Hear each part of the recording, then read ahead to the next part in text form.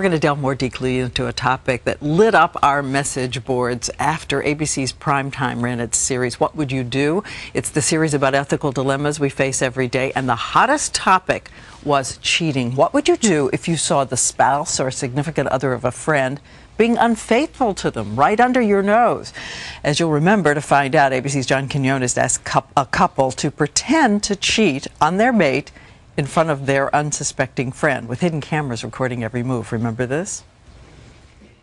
2 weeks ago, we showed you David Woody and Mary Ellen Jarrell, a devoted couple for 4 years. They just moved in together.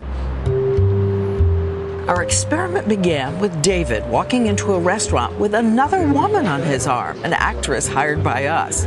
The two of them shown to a cozy corner table, and then minutes later, we knew Mary Ellen's best friend Kylie would be at a table in the same restaurant. That's her on the left. Kylie had no idea she was about to see her best friend, Mary Ellen, betrayed. Is that really David with another woman? She may think no, but her eyes say, yes, indeed. You saw how she fired a warning shot at him, a text message to his cell phone. Quote, if it's you, I'm here and Mary's on the way.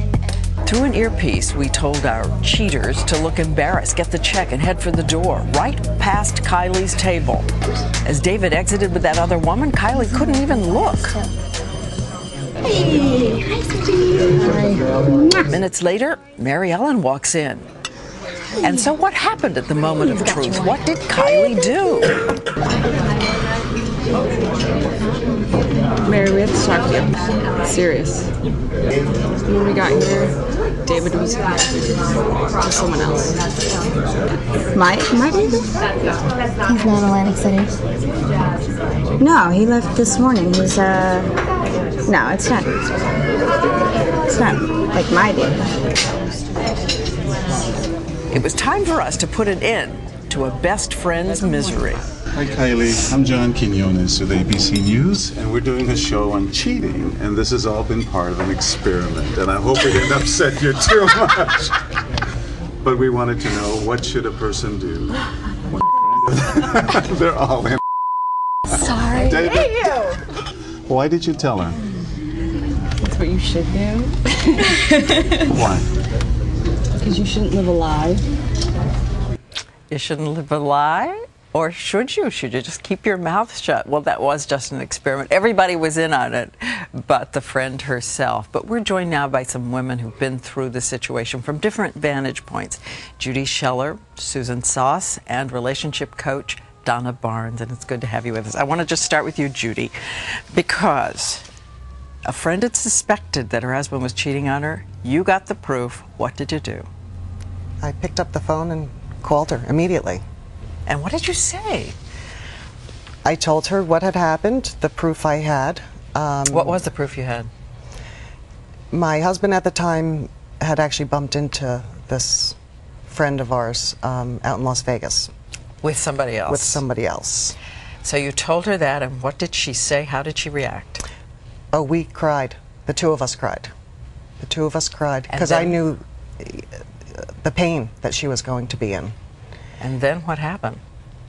And she confronted her husband, and he was actually on his way on a business trip, and he turned around and came home. And so at the end of the day, did she thank you or resent you? Oh, she thanked me, and actually her husband thanked my husband at the time. A few months later, pulled him aside and thanked him for saving his marriage, because they stayed together. They stayed together. All right, that's one vantage point. And they're great friends now. And you're all great friends now. The two of them especially have become very close. Closer. They're great friends. Well, Susan, your boyfriend, the father of the baby you were carrying, yes, was cheating on you, and everybody knew? All my friends knew, but they didn't say anything. Not one word? No one said a word? No, nobody to you. said anything. I found out, I was putting the socks away in the drawer, and I saw the love letters. So I was devastated. I felt betrayed, and I confronted him about it, and I told him, what are you going to do about this? We're having a baby. and he wasn't going to do anything about it. He just didn't care. So I packed my stuff and I left. And how did you feel about your friends? Was it a double betrayal by him and your friends? Yes, it was a double betrayal. And I just locked myself in my room for the rest of my pregnancy, and I just cried. And did you keep any of those friends? No, I didn't. That was it for you? That was it for me. But I have found since then it has affected me having friendships and relationships. Because you don't trust. You still don't trust. All right, Donna Barnes, let me bring you in here, because people come down on all sides of this issue. It was a good outcome for you. You wish your friends had told you, and yet we got so many emails from people who said essentially this: I told my friend, it crushed her. I wish to God I'd never done it. To this day, she won't speak to me. So it has all kinds of consequences. What are the rules for telling or not telling? I think that really depends on your friendship with the person. If it's a really trusted, true friend, and you know that, and you've both established that, then yeah, you tell, because that's the relationship you've established.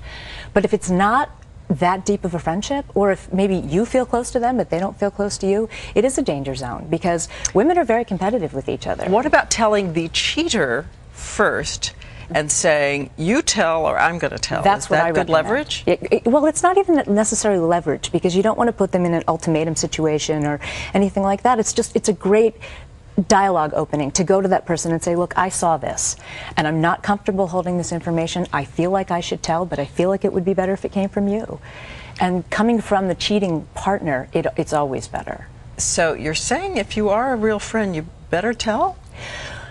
If you're a real friend, yeah. I mean, when there's a baby involved, it's a little bit more complicated. But I think when there's secrets in a relationship, it causes other problems anyway. So, and I think on a deeper level, you have an instinct about that. Like, you know, maybe you didn't know he was cheating, but you probably didn't completely trust him. Do you think, Judy, there's something in the way you told her that made it better? In other words, is there phrasing, is there a way to make that opening thing, the sort of we have to talk, is so terrifying to everybody? Because she had suspicions. We had been talking about it, so it really. You had a way in. I had a way in, and knowledge is power. I wanted to give her the knowledge, and whatever she did with that, she had the power to do whatever. But on the flip side of that, knowledge is power. I think that's where a lot of women can use it as a tool against that person. You know, everybody likes to think that their guy is the best guy. So, you know, now you've got gossip really on this guy that, you know, some women I do think take a little bit of, and I'm not saying that that was you in any way, but take a little bit of pleasure in delivering that information and knocking their guy down a few. So what's the sentence you wish one of your friends had used with you? How would you wanted to be told? I would have liked to have been told, listen, we know this is happening. We just want to help you or comfort you through this time. Or even if they didn't want to tell me, at least through that dark time when I was in my room crying, just call me and say, are you okay? You know, that would have been fine. But they didn't even do that, so that really hurt. That was the end of it. Yeah. Well, again, we have had an unbelievable number of messages, and we'd like to continue to hear what you think.